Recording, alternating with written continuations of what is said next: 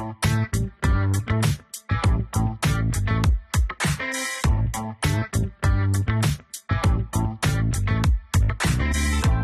to Running on Ice, the coolest community in freight. I'm your host, Mary O'Connell, bringing you the latest tech updates, warehouse news, and everything happening in the cold chain world. Not only is there the coolest show in freight, but there's also Running on Ice, the newsletter that could not be colder. You can subscribe to that on freightwaves.com/runningoниce. Today we welcome the one and only, I like to think the kings of Polar, the Polar Leasing President Bart Tippmann and the VP of Operations Joe O'Keefe to the show. Welcome to the show, gentlemen. Hello. Thank you for having us. All right, so today we're kind of getting into all things kind of mobile refrigeration, and I don't know. I like to think we're kind of jumping in with 2 feet into this world. But before we get too far into it, let's get started. Let's get some background on you two and how you got started at Polar Leasing. Bart, why don't you start us off? All right. I'm part of the family, and so kind of automatically get a spot. My father started it. It's a offshoot of Polar King that actually makes the walk-in coolers. And then we started where we're actually renting them. I love it. Joe, how did you end up at Polar Leasing? About 20 years ago, I came on board. It was a newly started company, and they needed someone in charge of the operations side, which entails the service side, the inventory monitoring, and the freight shipping, outbound, inbound freight. So those 3 aspects are what they tasked me with, and I've been doing the same thing ever since. I like it. That is, I think, almost unheard of in the supply chain world, is doing essentially the same job for an extended period of time, because as we all know, in the supply chain world, it's the other duties as assigned grows pretty quickly. Yeah. All right. So why don't you guys break it down for us? What exactly is Polar Leasing? Is it just kind of, leasing out freezer walk-ins? Is it mobile refrigeration? Is it, I need to buy or I need to rent a temporary solution, or I need to have a long-term one? What exactly is the kind of gist of what you guys do over there? Bart, start us off again. Okay. Yeah. So you pretty much nailed it. We're all those combined. But Polar Leasing is kind of got a deceiving name. It's more rental. We have 8x10s and 8x20s is mostly what we rent, but we dabbled into the pharma market where we have redundancy. We have minus 20, 30 degrees. But we also have gotten into some ambient temperatures where it's 65 degrees or higher, and we're kind of trying to find any extra avenues we can get into, but mostly into the polar, the rental, the cold. So yeah, we're a little bit of everything. And we're here really to satisfy any short-term, long-term rental. It's a temporary solution. It's a ground resting walk-in cooler, and it can be placed almost anywhere. And, it's just an ever growing market. And like Bart said, we're trying to diversify our fleet a little bit to handle a few more things other than just cooling and freezing. So it's ever changing market. I guess, where have you guys seen the most, because you've been doing this for a while, so what areas and industries have you guys seen kind of utilize the rental services the most? Is it mostly like a pharma? Is it a food thing? Or is it honestly just kind of whatever type of season it is, you have different types of demand? Well, it's interesting. We started out, obviously food service is our top priority, but 15 years ago, we never thought we'd be as heavily embedded in the pharma world as we are, or even in the manufacturing world. We do a lot of product testing. We rent to a lot of folks that, they want to test parts, they want to test fluids at a certain temperature. And, the pharma world has evolved, again, into product testing. They want a specific temperature held. And a new thing lately is the gel pack storage. So, for example, a food or beverage company wants to keep their product cold from manufacturer to the customer. We are a part of that process as well. They'll have just cases and cases of gel packs that we need to freeze, and that's our sole job is to freeze these gel packs. It's not food related at all, and then they put the gel packs in the boxes and ship them on down the road. So that's another big one that's kind of taken us by surprise, and we really like it. It's a good revenue stream for us, the industrial market. I kind of I like that part of the it's always interesting to see what people need to keep frozen, but I feel like at the end of the day that doesn't necessarily affect, like, it doesn't mean that you have to design a special unit just for freezing gel packs versus keeping food at a certain temperature. You kind of have the base model that everybody can more or less do what they need to do with, which I kind of like, that kind of customization and that flexibility that it gives people. It's funny that's we when we first started off, we had coolers and freezers. Well, that's a lot of units to keep on stock. So when we realized we could make a dual temp, they can turn it to cooler, or maybe they want it at 10 degrees, 0 degrees, minus 10 degrees. It's up to them, and it gives quite a bit of a flexibility on that. I actually really like that part of the you just kind of get it, you just kind of like design to kind of more or less make it what you want, because maybe you run a certain product and it has to be kept at -10, but then once it moves on, then your next one is a different one, and instead of having maybe 6 different coolers, you can just kind of adjust the temperature on the one that you have. Although I'm sure you guys would appreciate it if they actually had indeed needed 6 different coolers. Yeah. So, kind of when it comes to, if I'm a company looking to secure some additional cold storage space, what are kind of some of those general differences between businesses buying, like, let's say walking in saying, oh, I want an 8x10 delivered and I'm going to just check, like, strike you a check and cash for it, versus kind of, okay, I'm going to lease some of these more long-term or short-term solutions? What's kind of that big difference between buying versus leasing? Well, we can sort those people out pretty quick. There's definitely always going to be the guy that needs it long term, a permanent structure at his facility. If we get those kind of incoming calls, we just refer them over to Polar King, our sister company. So we vet them pretty quickly on what their need is.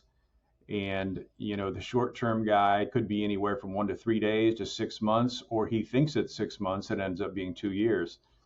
Um, there's always going to be, we found that there's always going to be that need with not only food service, but hospitals doing remodels, universities doing remodels that are going to come our way. They don't need to buy it. They just need this summer. The local hospital is doing a complete remodel. So that's a temporary solution. So as we get our leads or incoming calls, we can vet those pretty good and find out which direction to push them. It's also there's tax reasons why some CEOs or CFOs would want to rent for a time period, or maybe they know they need refrigeration and they need it now.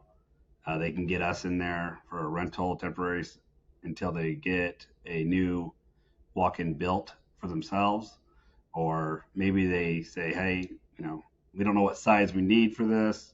Let's start off with a 20-footer and see how it goes, and then maybe they say, okay, now we have a better feel for what we're doing, or they just say we want this thing out of here after they're done with their project.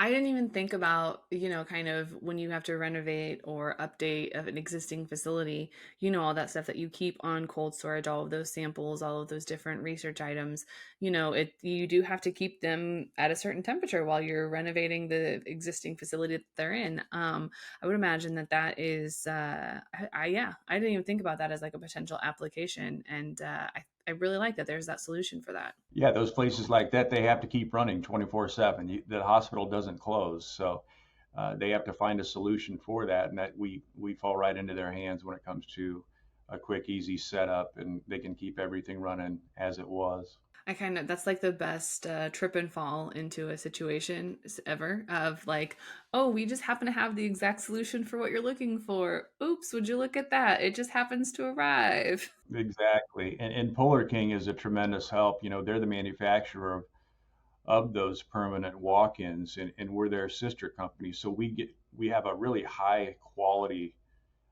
permanent structure that we're offering as a temporary solution. So we have an advantage over so many of our other competitors of the quality of unit that we can provide through Polar King. I was gonna say also, you guys, I mean, since you already have that partner, not necessarily a partnership, but since you guys are more or less kind of in the same world as Polar King, you already have that kind of Polar King's, in my opinion, kind of considered the top of the industry. So it's just kind of like, yeah, we happen to have this thing you already know, love, and are familiar with, but we can just bring it to you and you can borrow it for a little bit. And I mean, obviously borrow it at a cost. But it's that nice aspect of, okay, well, you already know and understand kind of what the offering is, and you're familiar with the brand. We're just giving it to you in a slightly different solution that you don't have to shell out a whole bunch of money to build this on site. We'll just come drop it off when you're done with it. We'll take it away.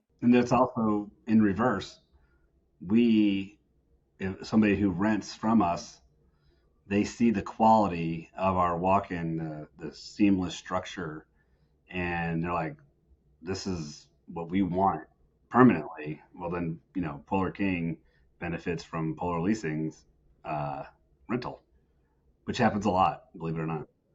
Or another case that happens quite frequently is they like it so much they just want to buy it. They start off with a short term, and they realize that it's such a good quality product. It's already in place. It's holding temperature for them. Then that gets the discussion going internally for them. Well, let's just buy this thing. We have that happen a lot. That has to be kind of a more or less like a good day at work. You're like, oh, they just happened to buy it, and this leasing turned into a full sale. And would you look at that? Kind of a good day. And we start all over again, do it again. Um, so I guess when you guys, since you do have basically the Polar King, essentially the same kind of capabilities that they have, what are some of those demand differences from one industry to the next? So obviously, if you're selling to a hospital, that's going to be different than a food service situation. So what are kind of some of those demand differences? But also, is there any significant amount of overlap between each industry?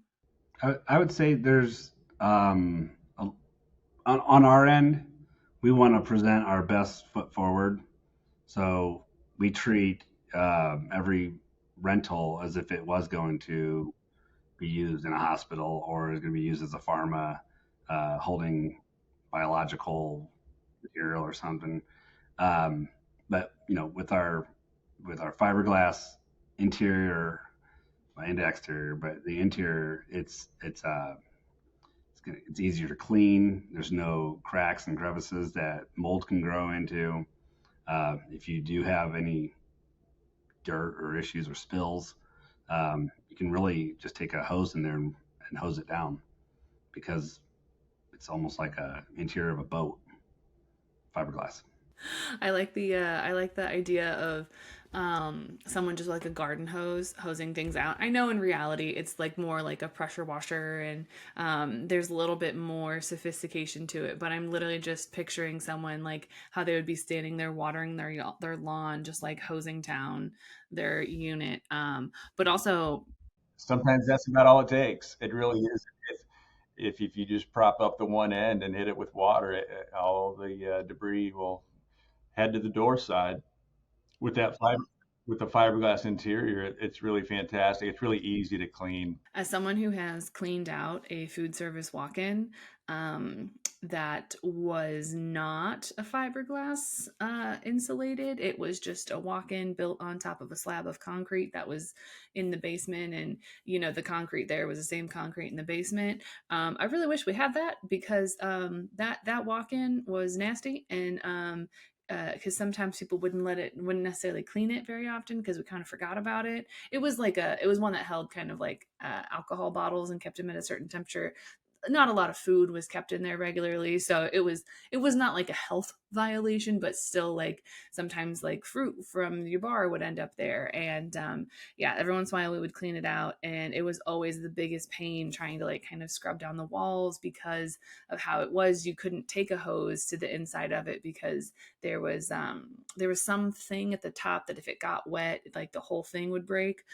So we couldn't even like risk it with a hose. It was just like us taking a bucket and like dumping it on and scrubbing it. So as someone who sat there the old fashioned way, scrubbing out a walk-in, really grateful that you guys have the ability that you can just hose it down. We have put some thought into the sanitation side of the walk-in, and it's actually a great selling point. The inside is bright white. We have really good lighting, so everything's visible, good or bad. So it's a beautiful thing that it's so easy to clean because when it's all cleaned out and it looks good, it's really a good finish inside. It's nice and bright and white, and it's really hard to compete with. Yeah, the health department, they like us a lot. I would imagine that there's very little that the health department would complain about, the base model showing up about your product because, selfishly as a consumer, we just like things to not be covered in mold. Typically, yes. All right. Um, so one of the cool things that I like about you guys is that you do have like basically 100 freight partners throughout the country to kind of help customers across all of the lower 48.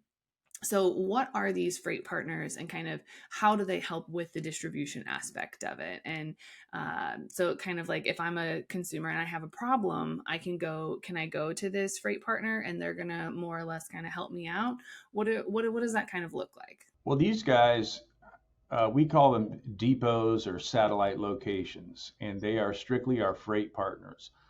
All sales and service still goes through our main office here in Fort Wayne, Indiana, and that includes our dispatch office. So all dispatching goes out of Fort Wayne to those, nearly 100 locations, and they handle the freight for us. They can be largely we use towing companies, mid-sized towing companies with a fair amount of roll-off trucks. That's how they're delivered, just as you would think of a wrecker style truck that shows up with our unit with the door loaded to the front or the back, and they tilt it off and right into place. And delivery can take 15 to 20 minutes. They back up, they tilt it off, set it in place, and you're good to go. So we look for the guy who's maybe perhaps not the largest company in town, who's looking for some extra freight revenue, and we partner with them. And what we do is we store our units there on site. Larger cities demand more, smaller cities a little bit less. So in some cases, we'll have 70 of our boxes on site at one of these depots. That's just what their market demands in these larger cities. So we notify them to deliver it. We notify them when to pick it up. And it's a real streamlined process. Everything's unhooked, cleaned, and washed out at that point. They never deliver anything with product in it. And we've got it down to a really good system to where they all seem to be really happy with us. We never have any of these freight partners want to leave for any reason. They really appreciate the extra revenue, and our communication is top notch. So we started off, 20 years ago, we had about 5 or 6 that we just kind of cooked up out of nowhere. And over the past 20 years, we've just expanded to all of the largest cities in the United States. And now we're either adding more locations to those areas, or we're stepping down to maybe what we'd call a second tier city size wise. And we're trying to really connect ourselves with the highway system within, an hour and a half, 2 hours from each depot, to where we can cover the most ground. And it's largely driven by population size where we go. And then it just trickles down from there. But we're really happy with our freight partners. It's a great network to have. they're happy with us, we're happy with them, and they're really they're so essential for our business because in most cases, like I said, our office is out of Fort Wayne, Indiana, so they are the first Polar Leasing representative that our customers will ever see. So it's important for them to be on point and deliver a good quality product. And it's really the lifeblood of our company, our freight network. As someone who has cleaned out a food service walk-in that was not a fiberglass insulated, it was just a walk-in built on top of a slab of concrete that was in the basement, and the concrete there was the same concrete in the basement. I really wish we had that because that walk-in was nasty, and because sometimes people wouldn't necessarily clean it very often because we kind of forgot about it. It was one that held kind of like alcohol bottles and kept them at a certain temperature. Not a lot of food was kept in there regularly, so it was not like a health violation, but still, like, sometimes like fruit from your bar would end up there. And yeah, every once in a while we would clean it out, and it was always the biggest pain trying to like kind of scrub down the walls because of how it was. You couldn't take a hose to the inside of it because there was something at the top that if it got wet, like the whole thing would break. So we couldn't even like risk it with a hose. It was just like us taking a bucket and like dumping it on and scrubbing it. So as someone who sat there the old fashioned way, scrubbing out a walk-in, really grateful that you guys have the ability that you can just hose it down. I'll also add that, these delivery guys, they're creative. They know how to, if there's a situation where maybe this thing got sunk in the mud or there's a bunch of stuff around it that to pick up, they're not just like, oh, I don't know what to do. They're very creative, and they can do a lot that we don't lose sleep over. So it's kind of nice. I was gonna say, the second you said that it's like one of those typically like the bigger wrecker companies, or the bigger equipment wrecker companies, those guys, I feel like every day is just kind of not sure how we're gonna figure this one out, but give us a couple minutes, some duct tape, and a 2x4, and we'll get it together. Right? That's exactly what it is. They're very resourceful, even in the city like New York City where everything's tight and congested.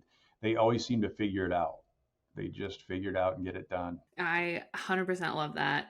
That seems like that just seems like such a excellent partnership because, like you said, those guys are used to dealing with the atypical, the weird stuff, and just say, all right, well, we're gonna get it together today and just make it happen. I'm more blown away by the fact that within 15 to 20 minutes it's delivered and it's basically set up. Obviously, it's not, if it's supposed to be an ultra cold freezer, it's not ready for ultra cold product yet, but it's at least like delivered and set up and ready to go. And I am utterly floored that 15 to 20 minutes is all it takes to get it delivered, set up, and basically ready to roll and start cooling to where it needs to be.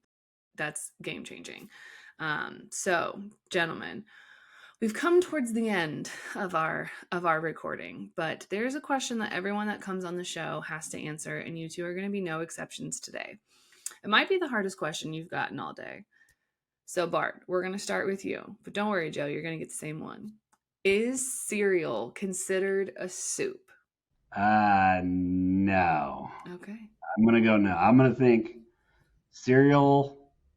Man, I'm thinking of warm cereal too. Yeah. So I'm gonna stick with no. I think I'm gonna say cereal is not a soup. Joe, what about yourself? Absolutely not. Yes. I'm a huge soup fan, and to put them in the same category, it's almost disrespectful to the soup. So we want to separate those, isolate those two entities, and I don't even want to have a friend who thinks that cereal is a soup. I would lose you as a friend if that was the case. I'm gonna join him on that one. We cannot be friends. Yeah, that's my hard stance on that. Let's not confuse the two. First of all, I absolutely love how passionate you guys have gotten about this. I am also team cereal is not a soup, mostly because soup is soup and cereal, like, it's different. I know there's arguments to be made that it's something in a liquid, and sometimes it can be warm, like an oatmeal can be like threads the line. But also, most importantly, they're two separate aisles in the grocery store. And I'm also a monster that doesn't put milk in my cereal. So yeah, I know it's weird. I'm a monster. It's fine. I just eat it dry. Okay, I'm a milk guy. I love milk, so I'm a cereal guy. I love cereal. I also can't like I physically cannot watch someone drink the milk after they have cereal. It's the one thing that makes me like, oh no, I can't do it. It'd be worse if you saw. All right, gentlemen, I love your stances. If someone wants to reach out about your stance on cereal as soup, or if they have a good soup recipe, or if they have any questions about polar leasing, where can they find you outside the show? Well, on our website, obviously, www.polarleasing.com, and we have a phone number 877-260-7903. You can reach us. Be ready to go. That goes right to the sales office, and there's operators waiting now. All right, thank you guys so much for joining us today. Thank you. We really appreciate it. Thank you very much. You can catch other episodes of Running on Ice right here on FreightWaves TV, YouTube, or anywhere else you get your podcasts like Apple Podcasts and Spotify. Need more Running on Ice news? No sweat. Subscribe to the newsletter on freightwaves.com/runningonIce. See you on the internet.